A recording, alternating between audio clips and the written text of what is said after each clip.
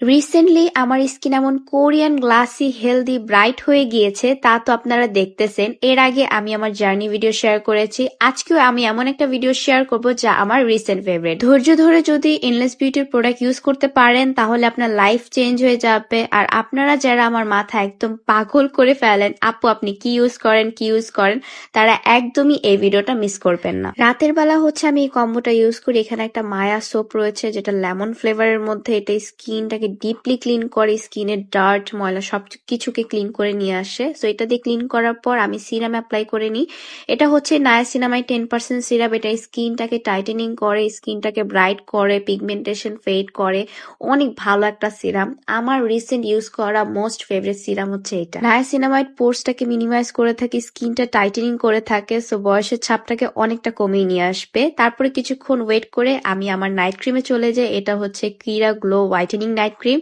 এইটা শুধুমাত্র রাতের বেলা ইউজ করতে হয়, বাকিগুলো হচ্ছে ডে টাইমে আমি ইউজ করে ফেলি। লিটারেলি এই নাইট ক্রিমটা একদম স্কিনটাকে চেঞ্জ করে ফেলবে। যাদের ফেসে ছোপ ছোপ কালো দাগ, পিগমেন্টেশন, সানবার্ন, ইভেন অনেকটা হচ্ছে স্কিনটা কালো হয়ে গিয়েছে, হাত পায়ের তুলনায় স্কিন অনেক বেশি ডার্ক হয়ে গিয়েছে, ফেসের উজ্জ্বলতা হারিয়ে গিয়েছে, তারা অবশ্যই এই কম্বোটা ট্রাই করবে। রেজাল্ট তো আমি ভিডিওর শুরুতেই দেখিয়ে দিয়েছি। আর এটার কোনো রকম সাইড ইফেক্ট নেই যে ইউজ করা ছেড়ে দিলে স্কিন আবার কালো হয়ে যাবে, স্কিন পাতলা হয়ে যাবে, ড্যামেজ হয়ে যাবে, এরকম কিছুই হবে না।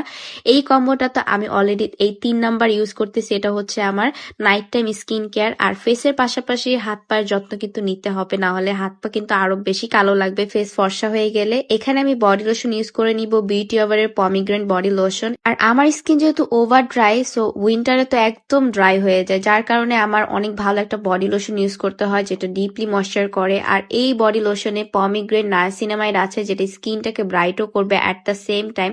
আর এটা না আমার ইউজ করে খুবই ভালো লাগে, একদম ফ্লোরাল একটা স্মেল আসে বডি থেকে। বডি লোশনটা কিন্তু বারবার করে রিঅ্যাপ্লাইও করতে হয়, সো এই জিনিসটা আমি মেনটেন করি। তারপরে হচ্ছে আমি কিমকোর দোয়াটা ইউজ করতেছি। এটা স্কিনটাকে ব্রাইট করে থাকে, যাদের স্কিনে সানবার্ন, সানট্যান, স্কিনটা কালো হয়ে গিয়েছে, ফেসের তুলনায় হাত পা অনেক বেশি ডার্ক হয়ে গিয়েছে, তারা এই কম্বোটা মিস করবে না। এটা স্কিনটাকে 2 থেকে 3 শেড ফেয়ার ব্রাইট করে। আমার কিন্তু সানবার্নের প্রবলেম অনেক ছিল, সেটাকে রিডিউস করে স্কিনটা 2 থেকে 3 শেড ব্রাইট করেছে, ফেয়ার করেছে। আর এটা হিউজ অ্যামাউন্টের থাকবে, সো এটা অনেকদিন পর্যন্ত ইউজ করা যাবে। ফিলিপিনের একটা বডি ক্রিম, আর লোশনটা হচ্ছে থাইল্যান্ডের। নেক্সট মর্নিং এ আমি যেটা করব, আমার স্কিনটা ভালোভাবে ডিপলি ক্লিন করে নিব মায়া সোপ দিয়ে। আমার ডে টাইম স্কিন কেয়ারটাও কিন্তু সেমই, জাস্ট একটা দুইটা প্রোডাক্ট চেঞ্জ হয়েছে। সোপটা দিয়ে ভালোভাবে ফেসটা ক্লিন করে নিতে হবে, যেহেতু রাতের বেলা আমি অনেক কিছু অ্যাপ্লাই করেছি। ফেস যদি ভালোভাবে ক্লিন না হয় পরবর্তী যে প্রোডাক্টগুলো অ্যাপ্লাই করবো সেগুলো কাজ করবে না। এখন আমি নায়াসিনামাইড সিরামটা ইউজ করে নিচ্ছি। এটা তো আমার মোস্ট ফেভারিট, তোমরা সবাই জানো। এটা স্কিনটাকে টাইটেনিং করে থাকে, ফাইন লাইন্স, এজিং এর প্রবলেমটাকে অনেকটা রিডিউস করে। আর আমি যে ময়শ্চারাইজারটা ইউজ করি সেটা ডে টাইমে স্কিনটাকে ব্রাইট করবে, স্কিনটা ময়শ্চার করার পাশাপাশি। ডাবো স্পিড হোয়াইটেনিং এক্স ক্রিম, এটা স্কিনটাকে ব্রাইট করে, এটা নিজেই ক্লেম করে যেটা স্কিনের মেলানিন প্রোডাকশন কমায়, স্কিনটাকে ব্রাইট করবে, পিগমেন্টেশনটাকে লাইট করবে, এন্টি রিঙ্কেল, ফাইন লাইন্স এর প্রবলেমটাকে রিডিউস করে স্কিনটা ডিপলি ময়েশ্চার করবো। সো এই ময়শ্চারাইজারটা কেন আমি ডে টাইমে ইউজ করবো না? আর সবকিছু করার পর যদি সানস্ক্রিন স্কিপ করা হয় তাহলে কিন্তু স্কিন কেয়ারটাই বৃথা। সানস্ক্রিন আমাদের স্কিনটাকে প্রোটেকশন দিবে, এটা সামারে উইন্টারে সব সিজনে ইউজ করতে হবে, ঘরে বাইরে যেখানেই থাকি না কেন। সো আমি আমার মোস্ট ফেভারিট বিউটি ওভারের গ্লো সানস্ক্রিনটা ইউজ করে নিচ্ছি। And look at my face, আমার ফেসটা দেখে মাশাআল্লাহ বলতে কেউ ভুলবে না, নজর লাগাই দিও না আবার কেউ। আমার ইউজ করা বেস্ট সানস্ক্রিন হচ্ছে এটা, যেটা অল টাইপ স্কিনের জন্য সুটেবল। এরপরে আমি আমার বডি লোশনটা ইউজ করে নিচ্ছি, কারণ গোসলের পর স্কিন অনেক বেশি টানে, সো আমি এটা অবশ্যই ইউজ করি, এটা স্কিপ করি না। আর আমাকে অনেকে জিজ্ঞেস করে থাকে যে আমি বডিতে লোশন দেই বা হচ্ছে এসপিএফ যুক্ত লোশন দেই, কি দেই। আমি অ্যাকচুয়ালি লোশন হচ্ছে সবসময় দিয়ে থাকি, তারপরে হচ্ছে আমি এসপিএফ যুক্ত যে লোশনটা আছে টমেটো হিয়া, এটা দিয়ে থাকি।